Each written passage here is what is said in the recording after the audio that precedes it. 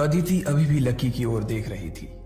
भूमिका ने अदिति का ध्यान लकी के ऊपर से हटाते हुए अपनी ओर खींचा और बोली, कहां देख रही हो? इसी बीच भूमिका का मोबाइल बज उठा। अचानक से उसका गुस्सा शांत हुआ और उसने अपने बैग से अपना मोबाइल निकाला।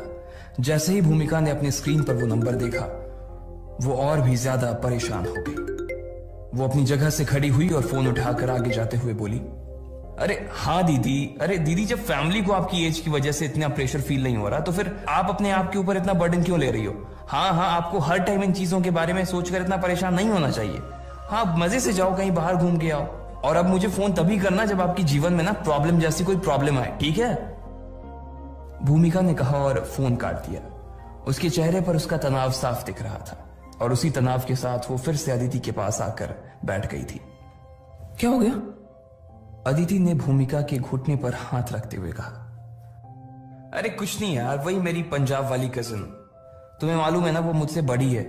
अब उसकी पढ़ाई भी पूरी हो चुकी है, लेकिन वो कहीं पर जॉब नहीं कर रही है।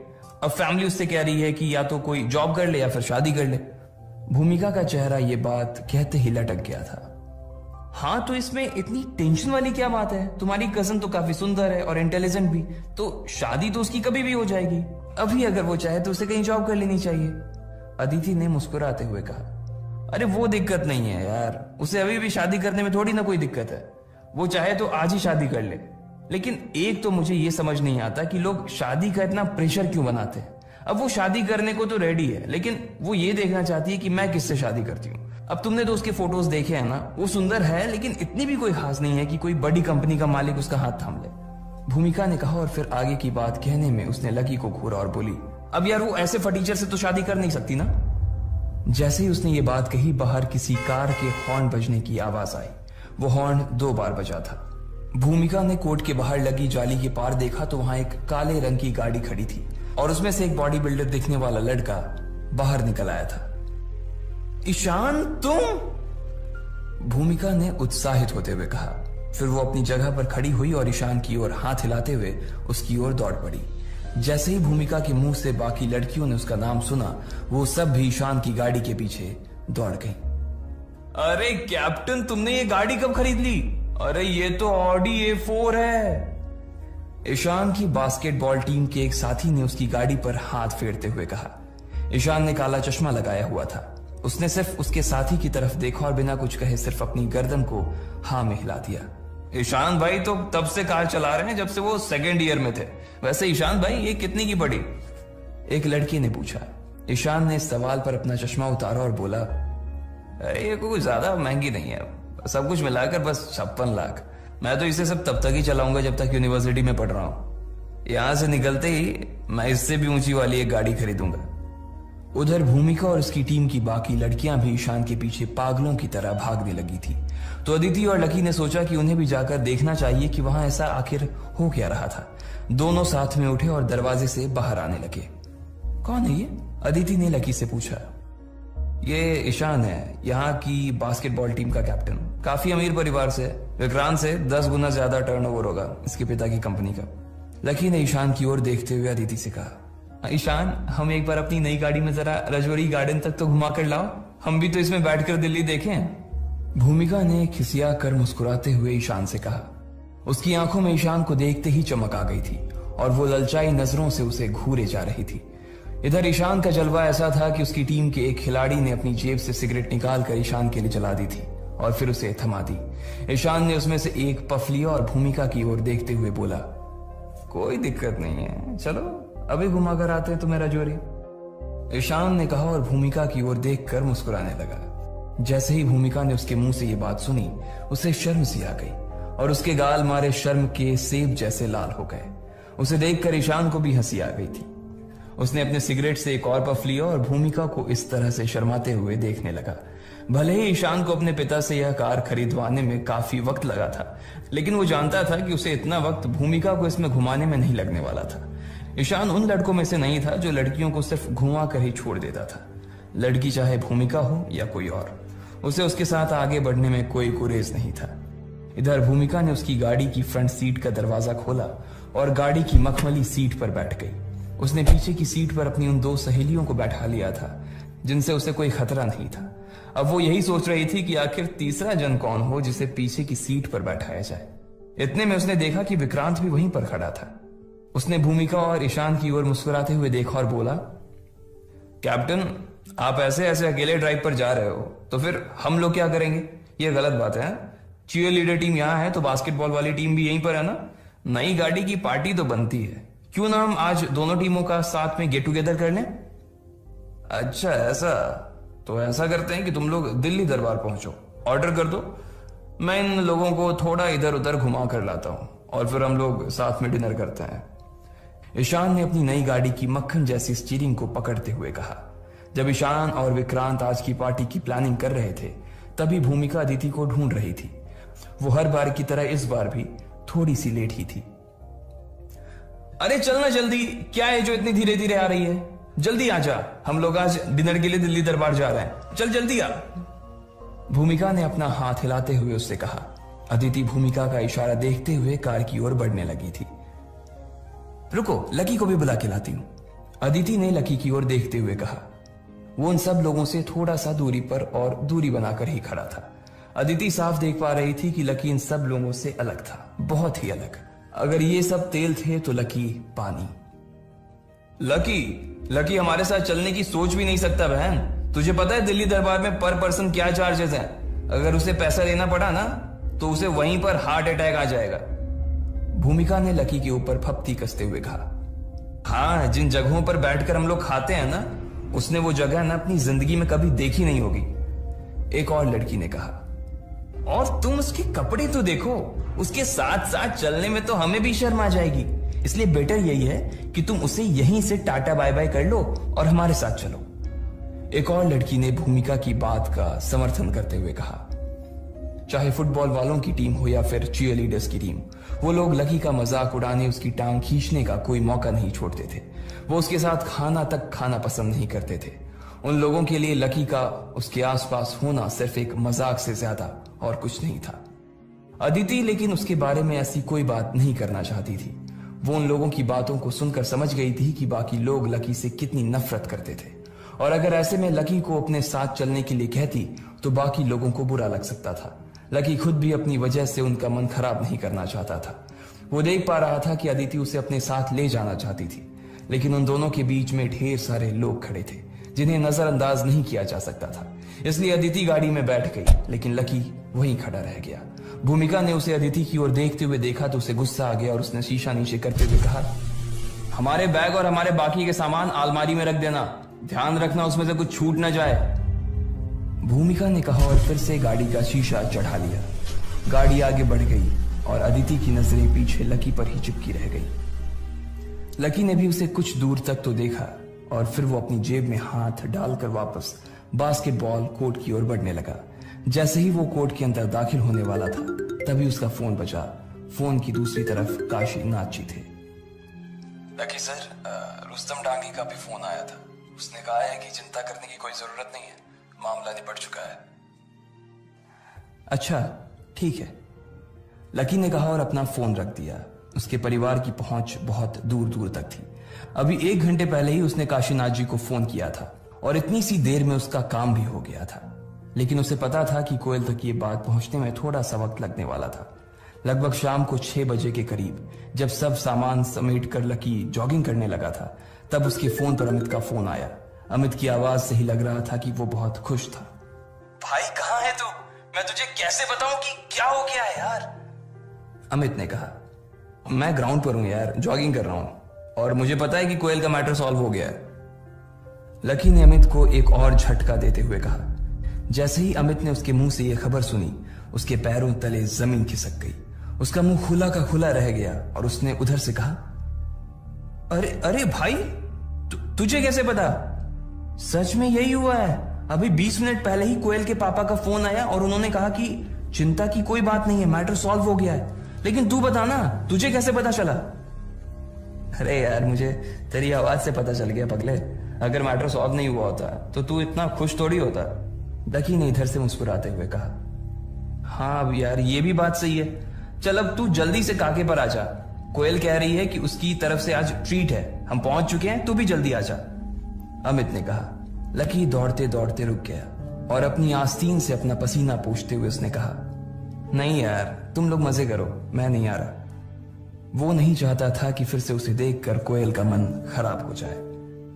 अरे यार भाई, ऐसा मत कर यार, देख सब लोग यहीं पर है, अब तू नहीं आएगा तो अच्छा नहीं लगेगा, आ जाना यार। देख अगर तू नहीं आया ना तो भूल जाना कि मैं, गर्वित और प्रीतम तेरे भाई हैं। आज से ये दोस्ती खत्म हो जाएगी और तेरा कमरे पर भी ना आना बंद हो जाएगा।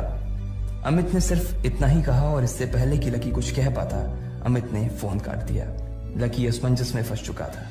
उसे समझ नहीं आ रहा था कि आखिर वो करे तो क्या करे।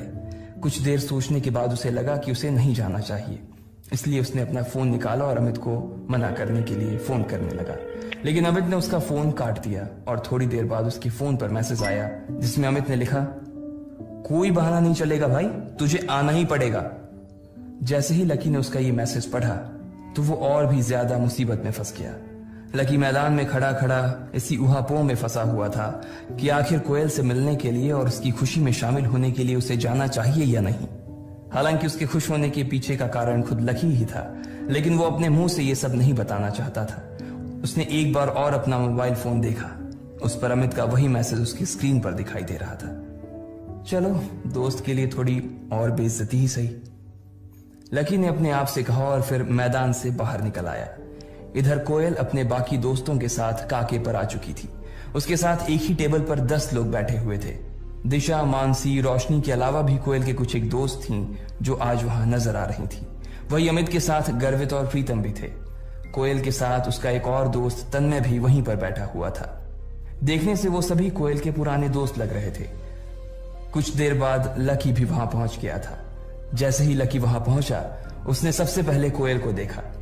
इधर कोयल, जो कि अपने दोस्तों से बातें करने में मशगूल थी, उसने लकी को देखा और देखते ही उसकी आंखों में उसके लिए गुस्सा उतर आया। भले ही लकी ने उसके लिए इतना कुछ कर दिया था, लेकिन फिर भी लकी के लिए उसका गुस्सा था कि शांत होने का नाम ही नहीं ले रहा था। जैसे ही लकी उनकी टेबल के पास पहुंचा, कोयल ने कहा, तुम फिर से यहां आ गए? मैंने तो तुम्हें नहीं बुलाया था। इस बार कोयल के इस कहे से लकी का गुस्सा बढ़ गया था। सभी लोग कोयल की इस बात से हैरान थे। लकी के दोस्त भी कोयल को बस देखे जा रहे थे। लकी कोयल की नजरों में अपने लिए इतनी नफरत नहीं देख सकता था। अब लकी क्या करने वाला था? क्या वो यहां से उठकर चला जाता या गुस्से का घूंट पीकर वहीं बैठ जाता? इन सब सवालों के जवाब अगर आप जानते हैं तो कमेंट बॉक्स में कमेंट करके हमें भी बताएं, और आगे की कहानी जानने के लिए हमारे साथ सुनते रहें लखपति। कोयल की बातें सुनकर लकी का मन तो खराब हो ही गया था, लेकिन आज कोयल का मूड काफी अच्छा था, इसलिए उसने लकी से कहा, चलो अब मेरा मूड ठीक है तो अब आ ही गए हो तो बैठ जाओ। कोयल ने कहते हुए लकी को देखा भी नहीं था। उसने बिना देखे ही उसे कहा और फिर से अपने दोस्तों के साथ बात करने में जुट गई। लकी वहीं का वहीं खड़ा रह गया था। वो कोयल की पीठ देख रहा था और उसकी उन बातों की वजह से अब उसके दिल में थोड़ा सा गुस्सा बढ़ने भी लगा था। इससे पहले कि वो कोयल से कुछ कहता, अमित उसके पास आया और लकी के कानों में बोला, अरे यार तू उसकी बात का बुरा मत मान यार, चल तेरा भाई आज खुश है, तू मेरे साथ बैठ जाना, चल आजा। अमित ने कहा और उसे उसका हाथ पकड़कर ले जाने लगा। लकी भी उसके पीछे चला गया और अमित के पास जाकर बैठ गया। फिर उसने गर्वित और प्रीतम की तरफ हाथ उठा दिया। उधर जैसे ही लकी वहां जाकर बैठा, कोयल ने फिर उसे घूर कर देखा, लेकिन इस बार लकी ने उसकी तरफ नहीं देखा था। उसने जानबूझकर कोयल से अपनी नजरों को दूर कर लिया था ताकि उसे जरा सा भी गुस्सा ना आ सके। कोयल, ये वही लड़का है ना, और तेरी ट्रीट में इसका क्या काम है? कोयल की एक दोस्त ने लकी की ओर टेढ़ी नजरों से देखा और पूछा। बाकी के लोग जो लकी के बारे में नहीं जानते थे और उसके बारे में सिर्फ उसके कपड़े को देखकर अपने मन में राय बना रहे थे, वो भी कोयल को ऐसे ही सवालिया नजरों से देख रहे थे।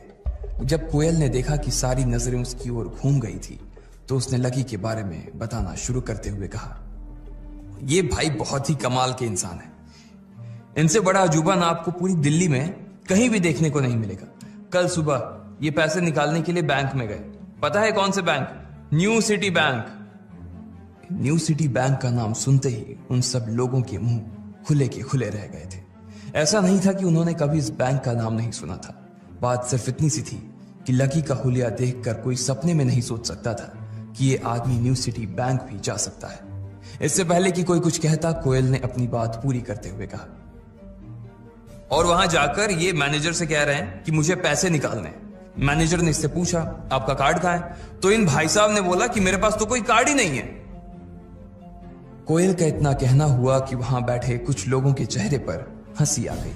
वो बार बार लकी को देखे जा रहे थे और हंस रहे थे, और बाकी के लोग जैसे अमित और रोशनी, इन लोगों को सच पता था, इसलिए वो लोग चुपचाप बैठे हुए थे।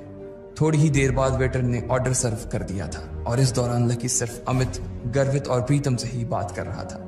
कोयल और उसके दोस्त की तरफ वो देख भी नहीं रहा था।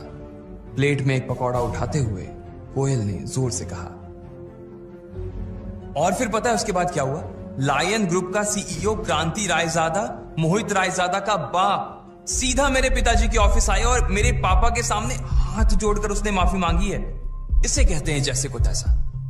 हाँ, लेकिन कोयल, एक बात कहूं, मुझे नहीं लगता तेरी फैमिली ने ये प्रॉब्लम इतनी आसानी से सॉल्व कर ली होगी यार। लायन ग्रुप एक बहुत बड़ा ग्रुप है, वो दिल्ली की टॉप 10 कंपनीज में से एक है। एक लड़की ने कहा, हाँ मुझे भी यही लगता है। क्रांति रायजादा कितना पावरफुल आदमी है, इसके बारे में पूरी दिल्ली जानती है।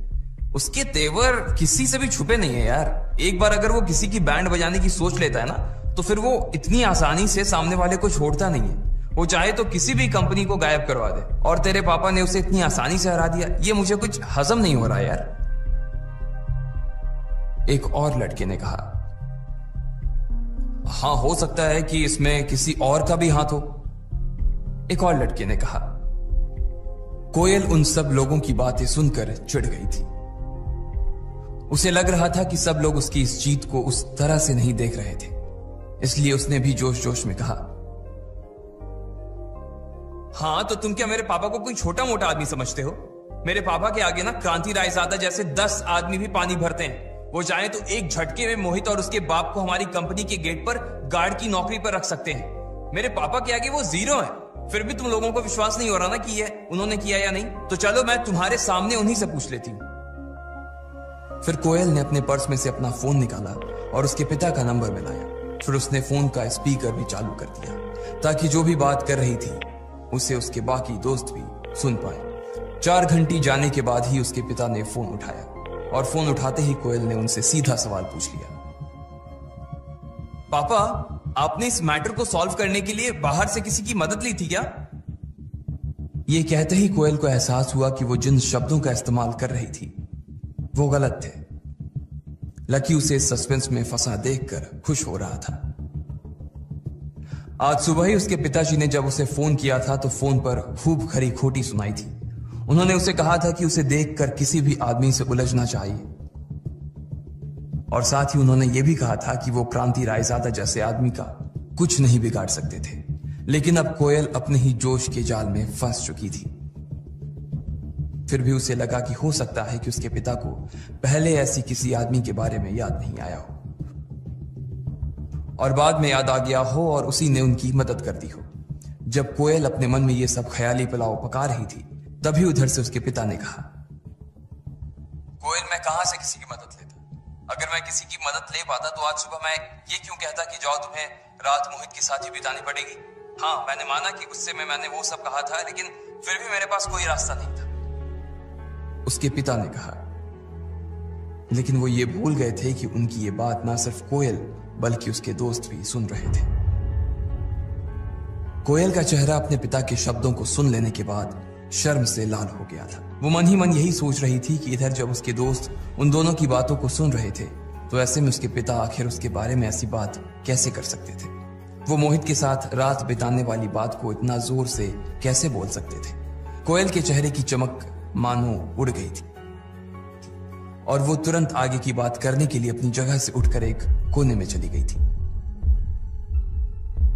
पापा, तो आपने किसी की भी मदद नहीं ली थी?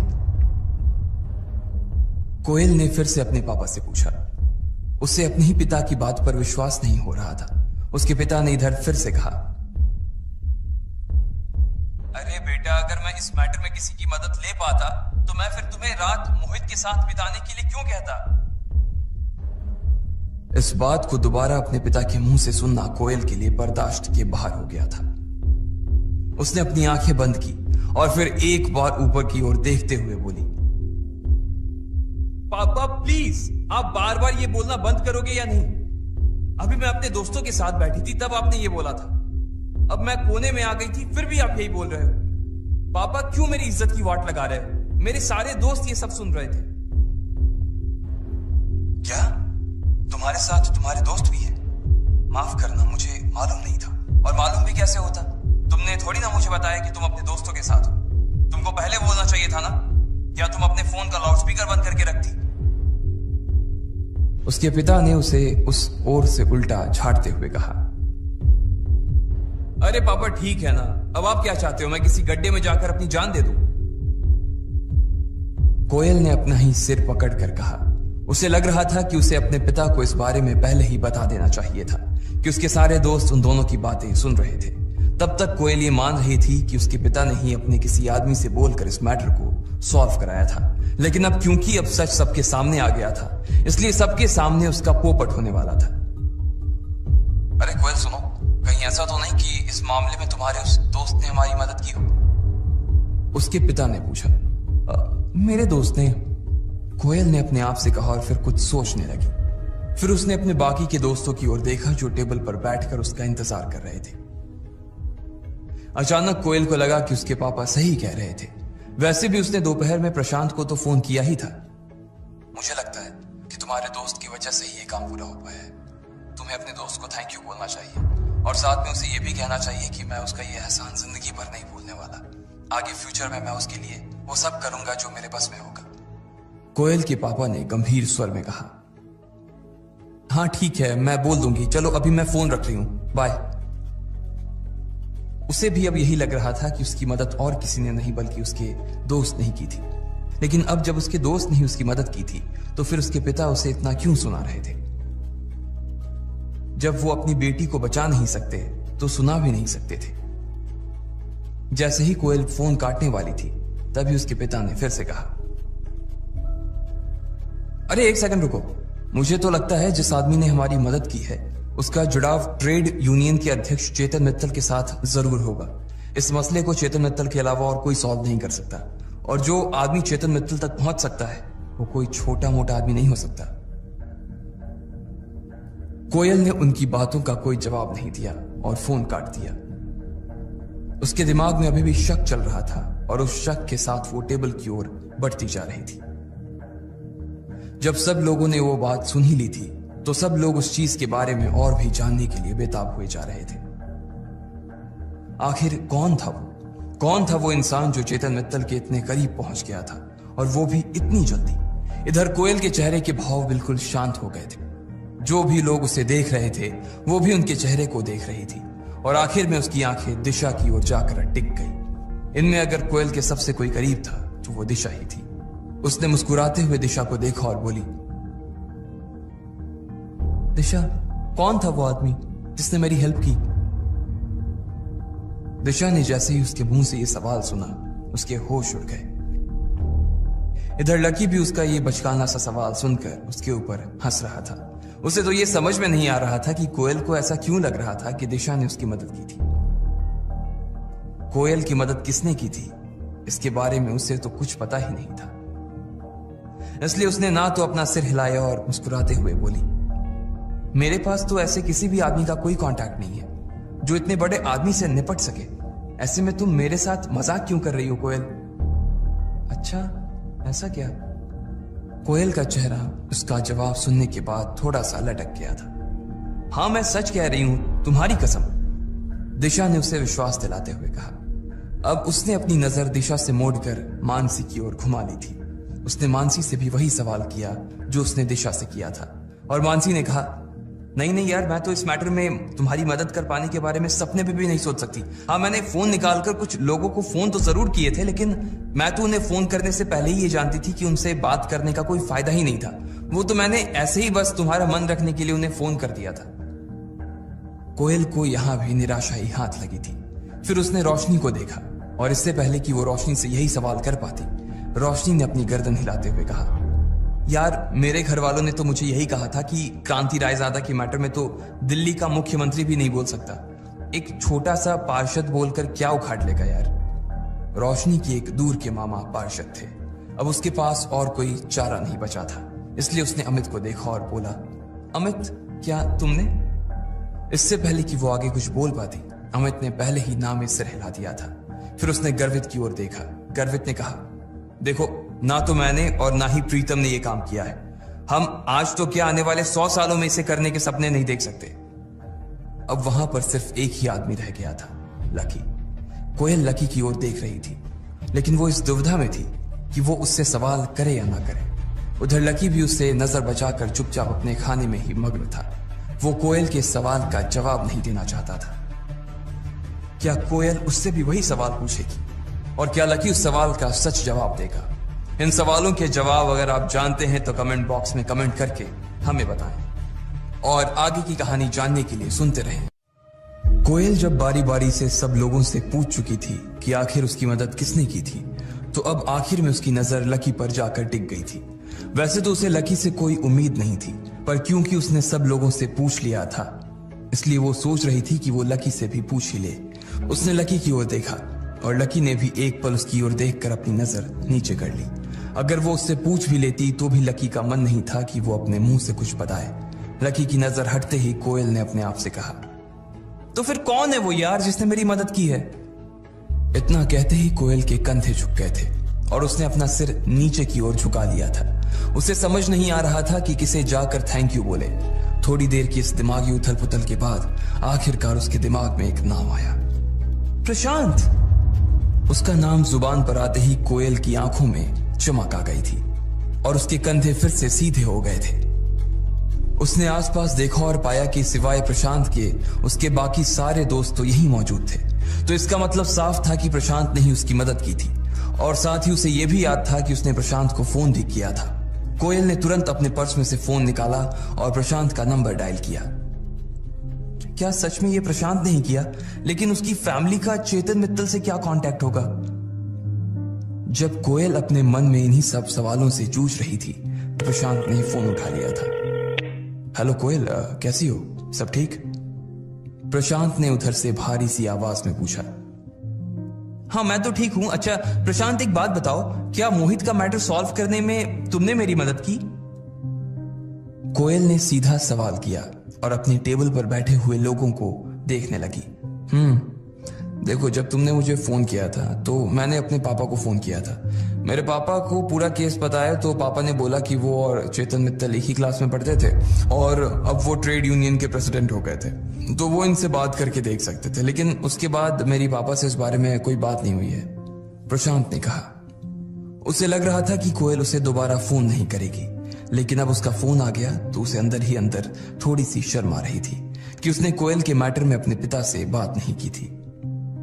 नहीं, उसकी कोई जरूरत नहीं है, मैटर तो सॉल्व हो गया ना,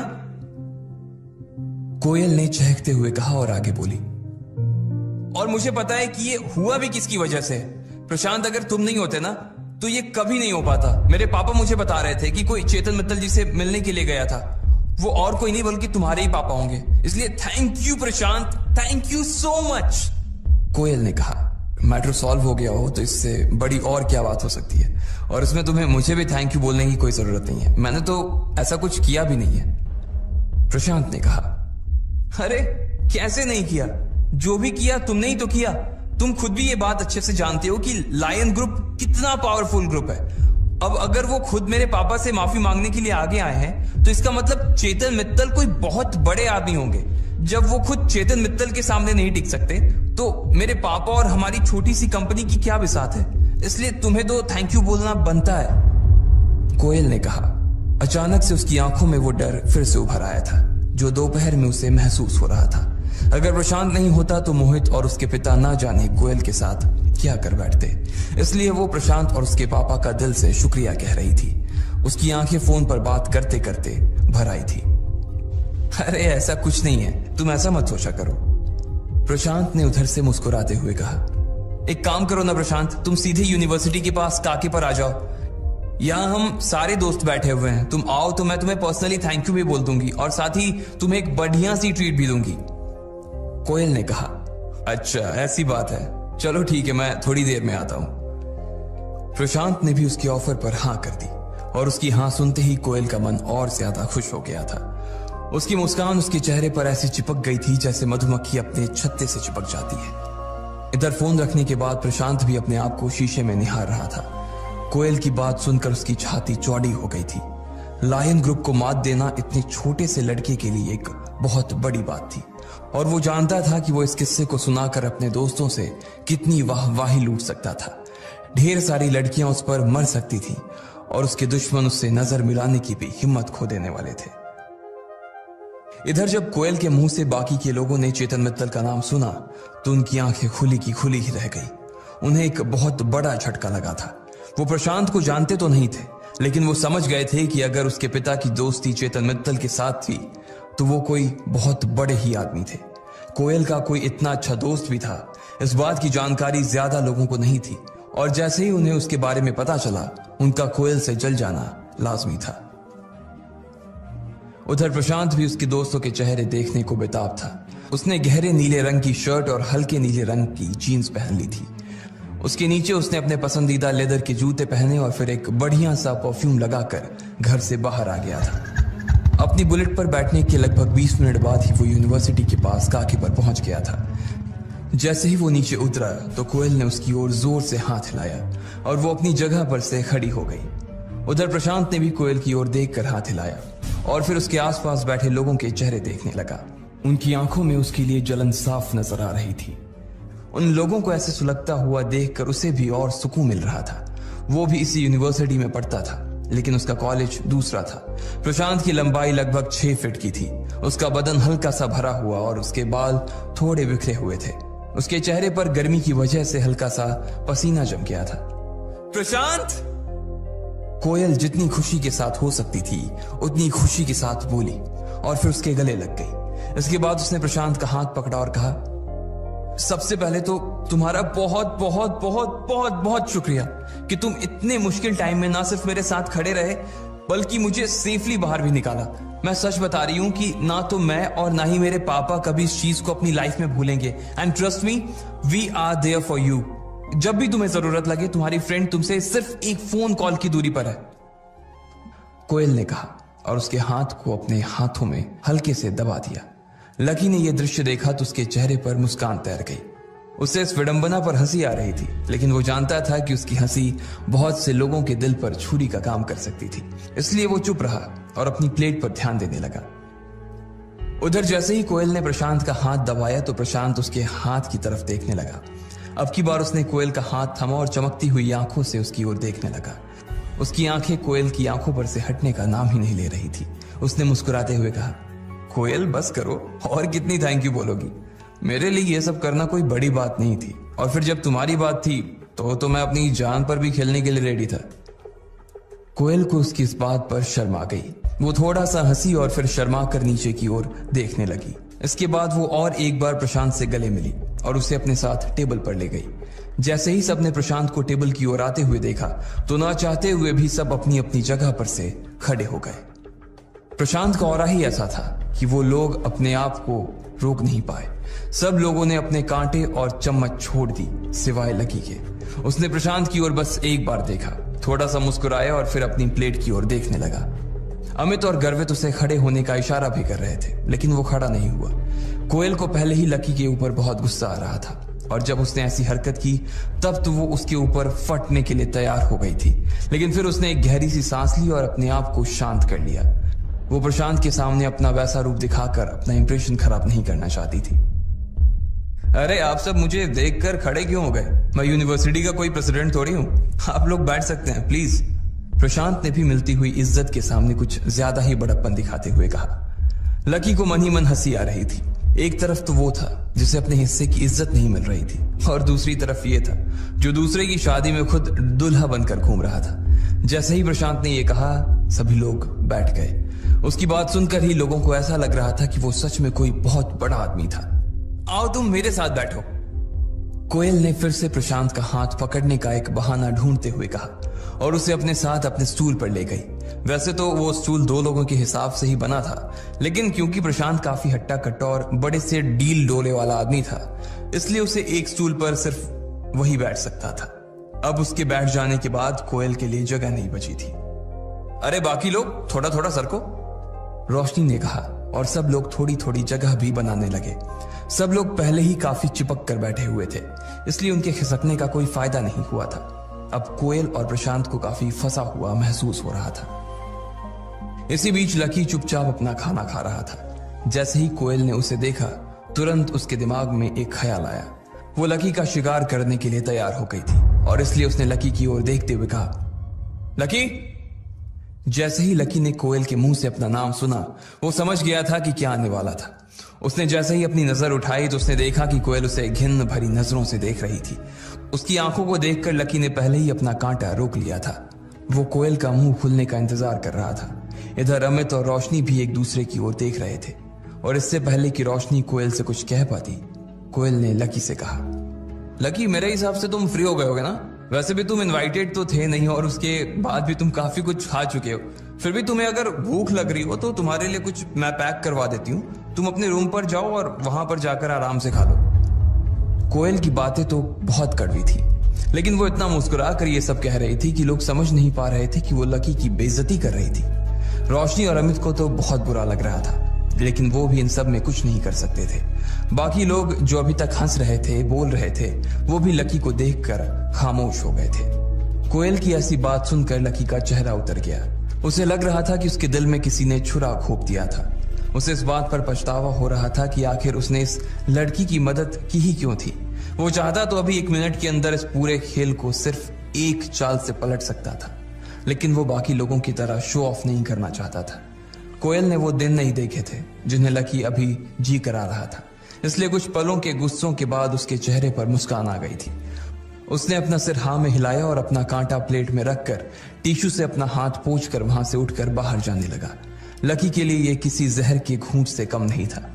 भले ही कोयल उसकी कुछ लगती नहीं थी, लेकिन उसकी बोली गई बातें उसके दिल में अभी भी चुभ रही थी। लेकिन इसमें गलती कोयल की भी नहीं है। जो दिखता है वही बिकता है। आदमी की वैल्यू नहीं है, उसके कपड़ों की वैल्यू है। लकी को अपने परिवार के बड़े लोगों की कही एक एक बात याद आ रही थी और उन्हीं के कहे के हिसाब से वो इतना रईस होने के बाद भी इतनी सादगी का जीवन बिता रहा था। लकी रात के अंधेरे भरे आसमान को देखता हुआ आगे बढ़ता जा रहा था। आसमान में ढेर सारे तारे थे, लेकिन उन तारों को देखकर लकी और उदास हो गया था। यूनिवर्सिटी की पास की चौपाटी से होते हुए जब लकी गुजर रहा था तो उसने देखा कि ढेर सारे लड़के और लड़कियां वहां पर खा पी रहे थे और मजे कर रहे थे। रात के अंधेरे में भी वो गली जगमगा रही थी। थोड़ी ही दूर पर उस पानी पूरी वाले का ठेला भी खड़ा था, जहां से अक्सर लकी और डिंपल पानी पूरी खाया करते थे। लकी ने जब उसे देखा तो उसका मन और भी उदास हो गया। वहां पर एक लड़का अपनी गर्लफ्रेंड को अपने हाथ से पानी पूरी खिला रहा था। लकी ने उन दोनों को देखा तो उसे अपनी और डिंपल की याद आ गई। वो भी उसी जगह पर उसी तरह से खड़ा होकर डिंपल को पानी पूरी खिलाया करता था। उस ठेले को देखकर उसका दिल भारी हो गया था। उसे भूख लग रही थी और उसने सोचा कि क्यों ना पानी पूरी ही खाई जाए। लाओ भैया, एक प्लेट देना, लकी ने कहा। उसकी आवाज से वो उदासी जाने का नाम ही नहीं ले रही थी। अरे लकी भैया, आज अकेले अकेले? भाभी कहाँ है? उस पानी पूरी वाले ने लकी की ओर देखकर पूछा। ये बात सुनकर लकी का मुंह और उतर गया। उसे इस बात का कोई जवाब देते ही नहीं बन रहा था। पानी पूरी वाला भी समझ गया कि उसने गलत तार छेड़ दिया था। उसने एक पूरी बनाई और लकी के दोने में रख दी। लकी ने उसे उठाया और अपने होठों तक लेकर आया ही था कि वापस रखकर प्लेट में फेंक दिया। अरे लकी भैया, क्या हुआ? मच्छर गिर गया क्या? पानी पूरी वाले ने पूछा। नहीं यार, ऐसी कोई बात नहीं है, बस मन नहीं है, लकी ने कहा और वहां से निकल गया। जब वो अपने कमरे की ओर जा रहा था तब अचानक से जोरदार बादल गरजने लगे थे। लकी को लग रहा था कि आज बारिश होने वाली थी, इसलिए वो भागा भागा आया और अपने कमरे में घुस गया। पलंग पर लेटकर वो अभी भी डिंपल को ही याद कर रहा था। एक बार फिर से बात करके देखूं क्या, उसने अपने आप से कहा। और इससे पहले कि वो आगे कुछ सोच पाता, उसने अपना फोन निकाला और डिंपल को फोन मिलाने लगा। जैसे ही वो नंबर डायल करने वाला था तभी उसका फोन बज उठा। किसी अनजान नंबर से फोन था। लकी ने पहचानने की कोशिश की, लेकिन नंबर पहचान में नहीं आ रहा था। आखिर किसका था वो फोन? कौन था जो लकी को इतनी रात को फोन कर रहा था? क्या कभी कोयल को पता लग पाएगा कि उसकी हेल्प लकी ने की थी? इन सब सवालों के जवाब अगर आप जानते हैं तो आप कमेंट बॉक्स में कमेंट करके हमें भी बताएं, और आगे की कहानी जानने के लिए हमारे साथ सुनते रहें लखपति सिर्फ। लकी ने डिंपल को फोन लगाने के लिए फोन उठाया ही था कि इतने में उसके फोन पर किसी अनजान नंबर से फोन आ रहा था। लकी ने उस नंबर को देखा, लेकिन उसे याद नहीं आया कि ये किसका नंबर था। वो बिस्तर से उठा और उसने फोन उठाकर बोला, हेलो। लकी पापा, मैं काशीनाथ बोल रहा हूँ, आपको डिस्टर्ब तो नहीं किया? सामने से काशीनाथ जी ने पूछा। लकी ने जैसे ही उनका नाम सुना, सबसे पहले उसने कमरे का दरवाजा और खिड़कियां बंद कर दी। वो नहीं चाहता था कि उसकी और काशीनाथ जी की बातें कोई भी सुने। नहीं काशीनाथ जी, कहिए क्या बात है, और ये नंबर किसका है? लकी ने फिर से अपने बिस्तर पर आकर पूछा। अरे वो मेरे ऑफिस का नंबर था, लोग रात को भी उसी पर फोन करते थे, इसलिए मैंने एक नया कार्ड खरीद लिया था। शाम होते ही उसे बंद कर देता हूँ और इसे चालू। काशीनाथ जी ने मुस्कुराते हुए कहा। लकी ने उनकी बात पर सिर हिलाया और पूछा, जी काशीनाथ जी बताइए, कहिए क्या बात है? लकी बाबा, रुस्तम डांगी का फोन आया था। मैंने जब उसे आज सुबह फोन किया था तो उससे बताया कि आप दिल्ली में ही हैं और करीबी परीक्षा दे रहे हैं। फिर मैंने उससे यह भी बताया कि आपने अभी परसों ही परीक्षा पास भी कर ली है और अब अपने परिवार के सारे पावर्स का आप इस्तेमाल भी कर सकते हैं। ये बात सुनकर रुस्तम ने कहा है कि वो आपसे मिलना चाहता है। काशीनाथ जी ने कहा। ये सुनते ही लकी की भौहें तन गई और उसने पूछा, मुझसे क्यों मिलना चाहते हैं? वो क्या है ना कि उसे पता नहीं था कि आप यहीं पर हैं, तो वो एक बार बस आपसे मिलकर आपको देखना चाहता है, और अगर आपको किसी भी चीज की जरूरत हो तो आप उसे बता सकते हैं। दिल्ली में उसका अच्छा खासा रौब चलता है। काशीनाथ जी ने कहा। असल में अग्रवाल एंड अग्रवाल फर्म्स का बिजनेस न सिर्फ इंडिया बल्कि बाहर के बहुत से देशों में फैला हुआ था। ये एक बहुत बड़ा ग्रुप था जिसके अंदर 1 लाख से भी ज्यादा लोग काम करते थे। लेकिन लकी की परिवार की रीत ही यही थी कि जब तक कोई भी आदमी परीक्षा को पास नहीं करता तब तक उसे बिजनेस का दारोमदार नहीं बनाया जा सकता था। ठीक है, मैं मिल लूंगा उनसे, लकी ने कहा। वो वैसे भी बहुत सीधा और साधारण सा आदमी था और इतने सालों बाद अपनी कंपनी के लोगों से मिलना उसके लिए कुछ नया होने वाला था। ठीक है, तो मैं उसे फोन कर देता हूँ, वो कल सुबह ही आपसे मिलने के लिए आपके कॉलेज पहुंच जाएगा। काशीनाथ जी ने कहा। नहीं, आप उन्हें कॉलेज मत भेजिए, आप मुझे उनका एड्रेस दे दीजिए, मैं खुद ही उनसे मिलने के लिए चला जाऊंगा। वैसे भी यहाँ पर मिलना ठीक नहीं होगा, लकी ने कहा। वो रुस्तम डांगी को कॉलेज में बुलाकर जबरदस्ती की हवाबाजी नहीं करना चाहता था। वो जानता था कि अगर किसी ने रुस्तम के साथ उसे देख लिया तो लोग उससे सवाल पूछ कर उसका जीना दुश्वार कर देंगे, और वो अभी कुछ दिन और आराम से सुकून से जीना चाहता था। एक बार यहां से बाहर निकलने के बाद तो उसे कंपनी के हिसाब से अपनी लाइफस्टाइल को बदलना ही था। लेकिन लकी बाबा, परिवार का हिस्सा है, आने वाले वक्त में आपको इसकी कमान संभालनी है। ऐसे में अगर आप उनसे मिलने के लिए जाएंगे तो ये नियमों के खिलाफ हो जाएगा ना। रुस्तम डांगी तो सिर्फ दिल्ली और उसके आसपास का ही इलाका देखता है। ऐसे में आपका उससे मिलने के लिए परेशान होना कहाँ तक ठीक है? मैं उसी को बोल देता हूँ, वो आपसे मिल लेगा। काशीनाथ जी ने फिर से जिद करते हुए कहा। वो नहीं चाहते थे कि लकी कमान संभालने से पहले ही लोगों के सामने इतना सीधा नजर आने लगे, वरना लोग उसकी परवाह करना बंद कर देते। नहीं काशीनाथ जी, मुझे लगता है कि आप कुछ ज्यादा ही सोच रहे हैं। ऐसी कोई बात नहीं है, बल्कि जब तक मैं काम नहीं संभालता तब तक तो मैं उनसे मिलने के लिए जा ही सकता हूं। वैसे भी उनसे मिलने के बहाने मैं थोड़ा शहर भी देख लूंगा, लकी ने अपने बालों को ठीक करते हुए कहा। इतने साल इतनी गरीबी देखने के बाद अब वो समझ गया था कि सादगी से बड़ी कोई पूंजी नहीं थी। ठीक है लकी बाबा, आप अपने से बड़ी उम्र के लोगों से भी इतने प्यार से बात करते हैं, कोई भी आपका मुरीद हो जाएगा।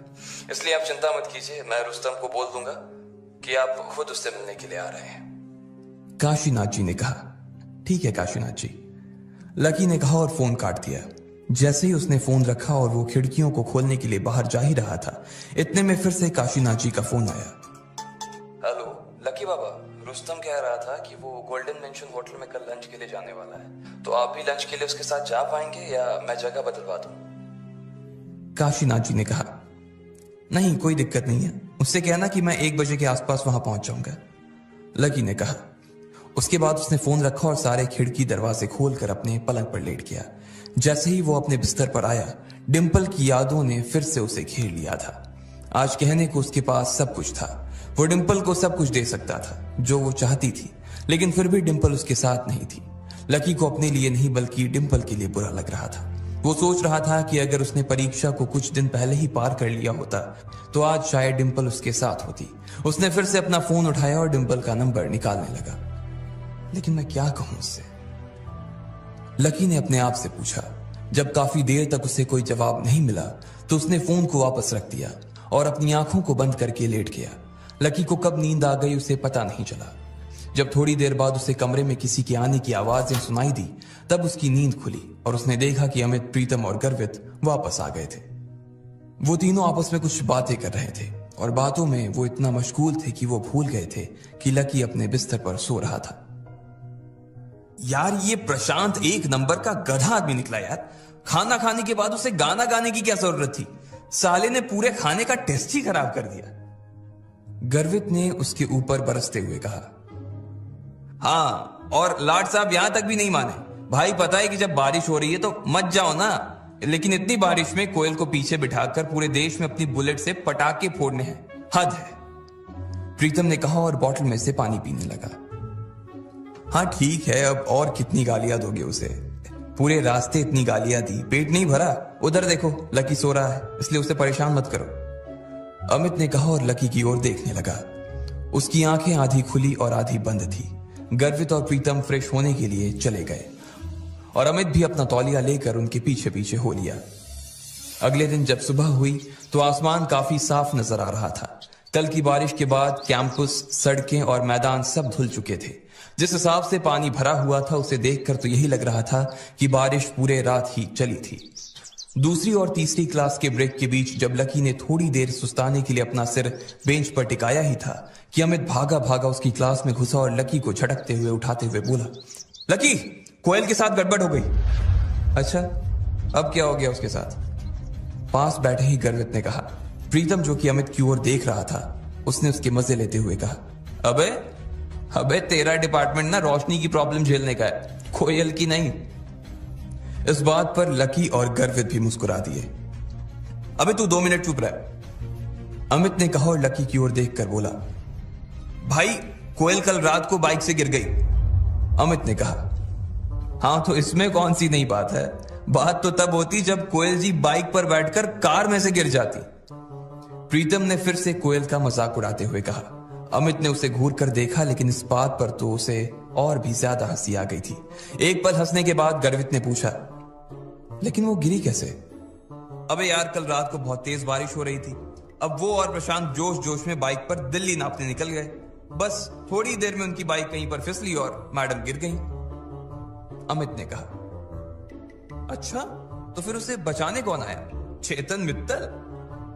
प्रीतम ने फिर से उसके मजे लेते हुए कहा। अमित ने प्रीतम के बाल पकड़े और जोर से खींच दिया। प्रीतम चिल्लाने लगा और उसकी आवाज से बाकी के क्लास में भी हल्ला होने लगा। इसलिए अमित ने उसके बाल छोड़े और लकी की ओर देखते हुए बोला, मैं अभी मैदान के आउटर एरिया में प्रैक्टिस कर रहा था तो रोशनी का फोन आया। उसने बताया कि प्रशांत कल रात को कोयल को अपने साथ बाइक पर ले गया था और दोनों गिर पड़े। फिर कोयल को अस्पताल ले गए। रोशनी और बाकी लोग भी सुबह सुबह जल्दी उससे मिलने के लिए अस्पताल पहुंच गए और उसने कहा कि हमें भी उससे मिलने के लिए आना चाहिए। अमित ने एक ही सांस में अपनी बात खत्म करते हुए कहा। प्रीतम और गर्वित एक दूसरे की शक्ल देखने लगे। कल उसने लकी के साथ जिस तरह का व्यवहार किया था और वो जिस तरह से प्रशांत के सामने बन रही थी, उसके बाद उन दोनों ने कसम खा ली थी कि वो अब कोयल की कभी शक्ल नहीं देखेंगे।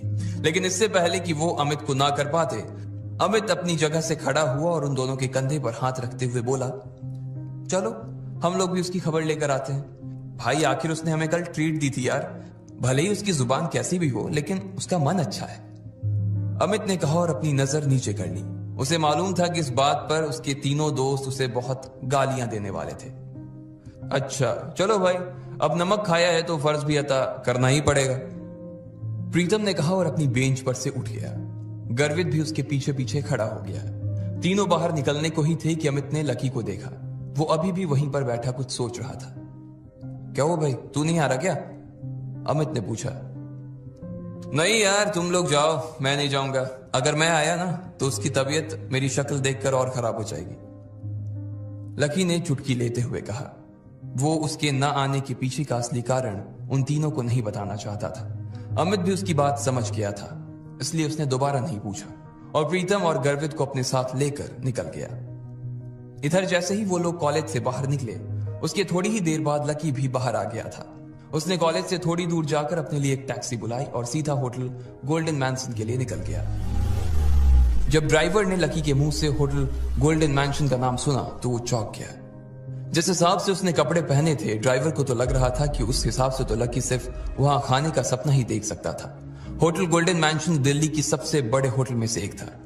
थोड़ी ही देर में उसकी टैक्सी एक बड़ी सी नीली शीशे वाली बिल्डिंग के बाहर आकर खड़ी हो गई थी। दरवाजे के बाहर गार्ड खड़े थे और ऊपर होटल गोल्डन मैंशन का नाम सुनहरे अक्षरों में लिखा हुआ था। जैसे ही लकी गाड़ी से उतरकर होटल में गया तो उसने देखा कि वहां ढेर सारी गाड़ियां खड़ी थी और वो दरवाजा जो उसे दूर से देखने में काफी छोटा लग रहा था, वो लगभग 2 मंजिलों जितना ऊंचा था। लकी उस दरवाजे की ओर बढ़ा। गार्ड ने उसे पहले ही आता देख लिया था और उसने भी उसकी नजरों को भांप लिया। उसने गेट पर अपना नाम लिया और अंदर दाखिल हो गया। अंदर जाते ही उसने देखा कि वहां एक बड़ा सा झूमर लटका हुआ था और फर्श पर महंगा मार्बल लगा हुआ था। आसपास चारों ओर खुशबूदार माहौल था। सब लोगों ने वहां सूट बूट पहन रखे थे और लकी अपनी चप्पल में ही उठकर चला आया था।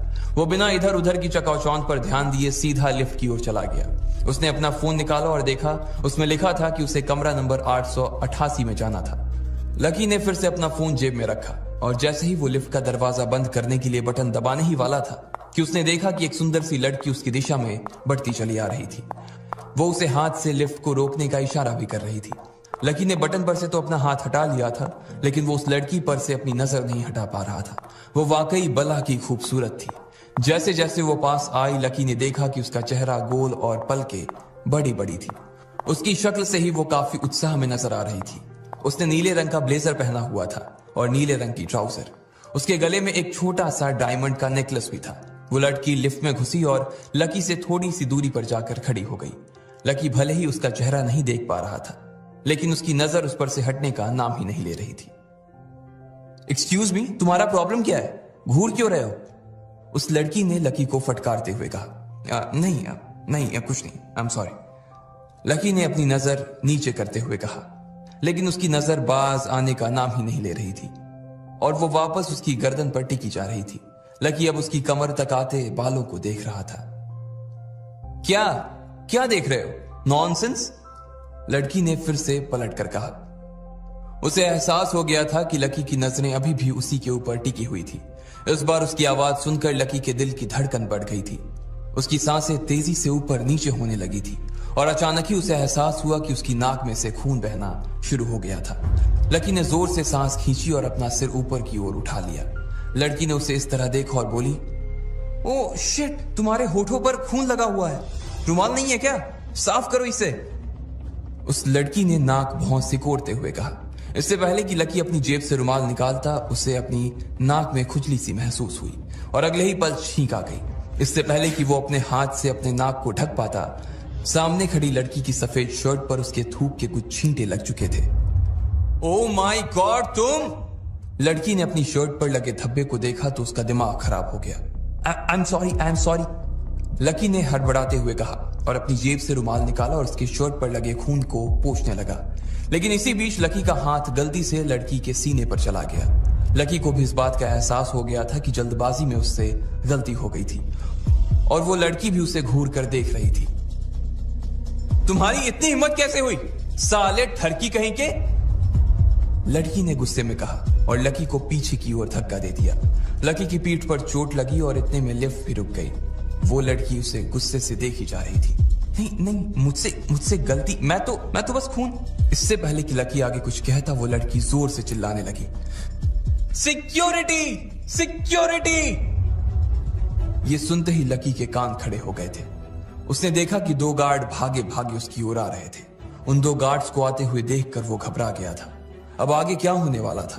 क्या लकी अपनी इस हरकत की वजह से जेल जाने वाला था या फिर रुस्तम डांगी उसे बचा लेगा? आपको क्या लगता है, क्या होंगे इन सभी सवालों के जवाब?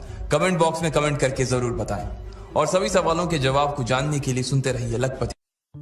लकी की छींक की वजह से उस लड़की का शर्ट खून से सन गया था।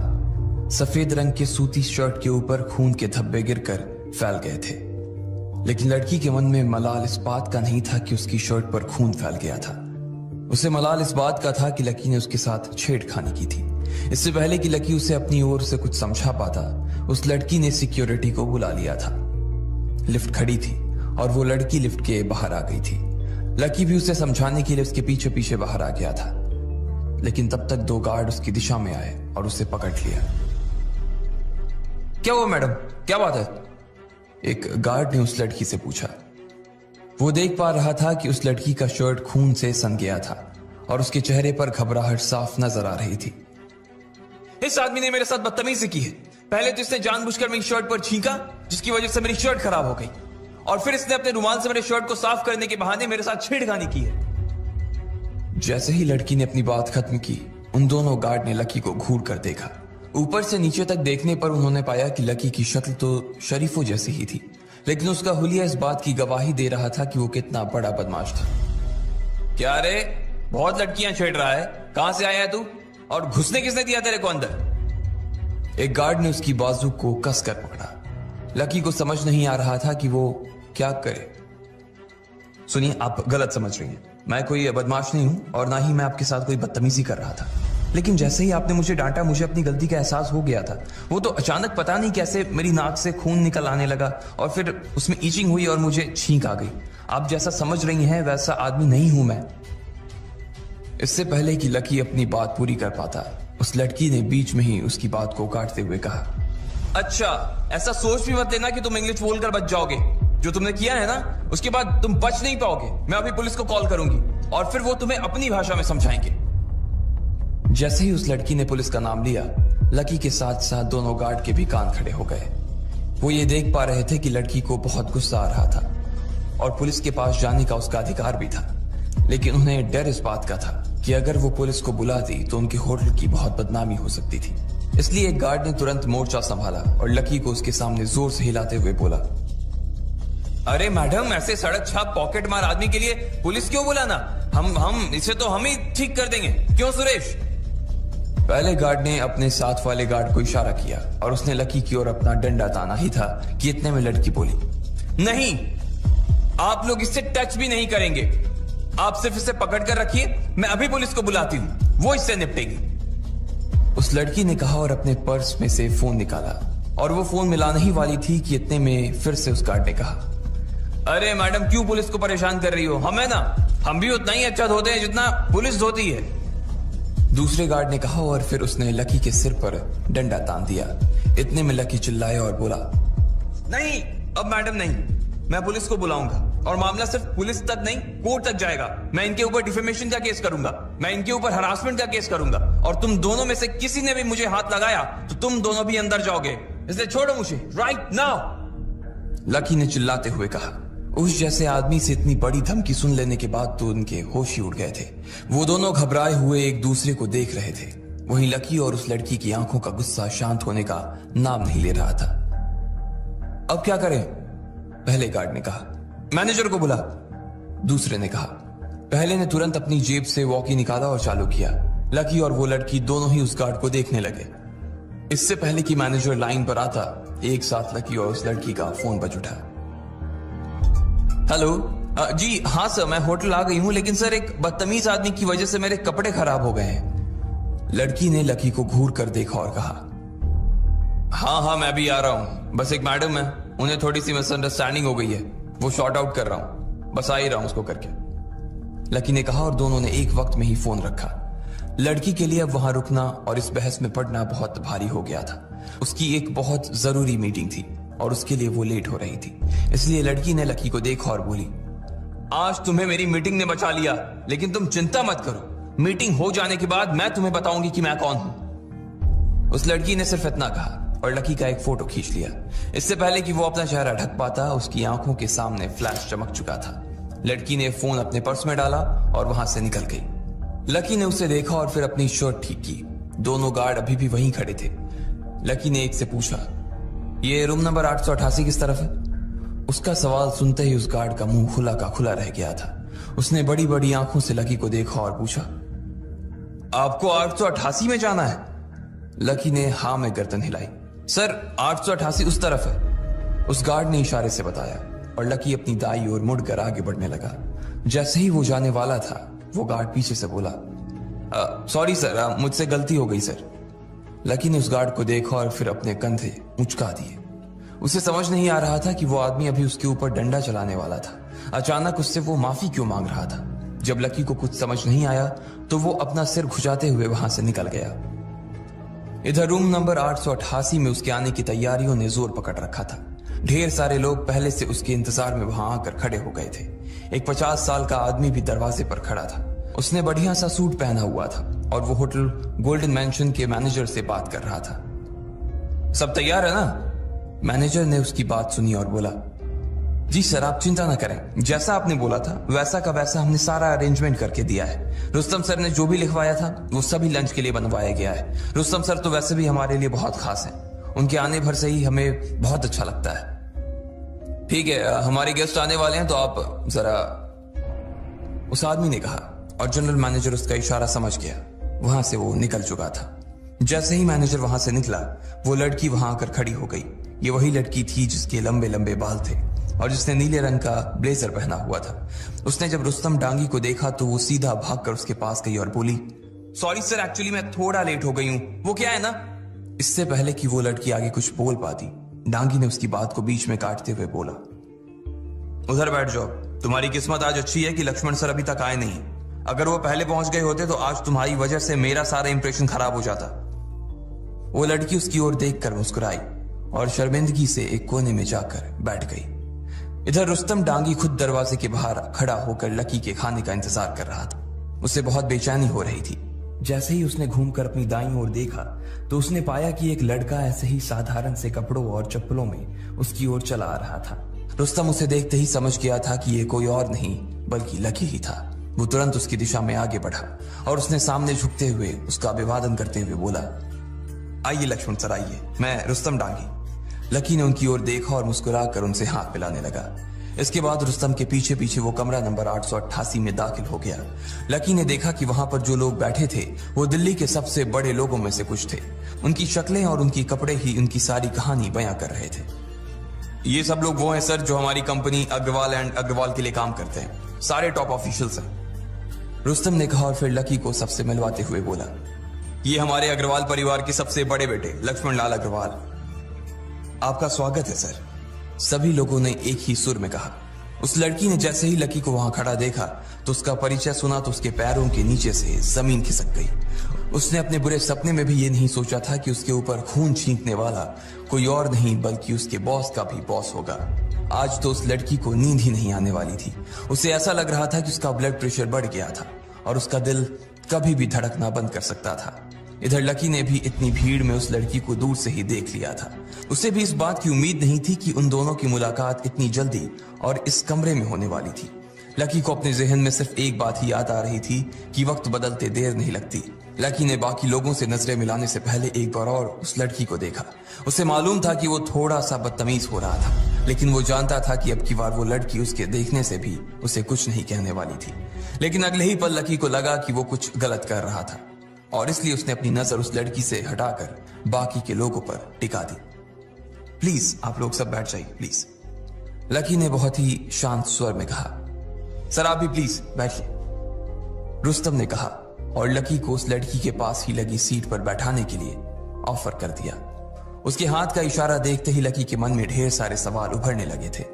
जब रुस्तम ने देखा कि वो लड़की की ओर सवालिया निगाहों से देख रहा था तो वो बीच में आया और बोला, सर ये हमारी कंपनी की इंफॉर्मेशन डिपार्टमेंट की डायरेक्टर है रागिनी दत्ता। जैसे ही उसका नाम लिया गया, रागिनी लकी को देखकर मुस्कुराने लगी। हालांकि उसकी मुस्कान देखकर ही लकी समझ गया था कि वो काफी फीकी थी।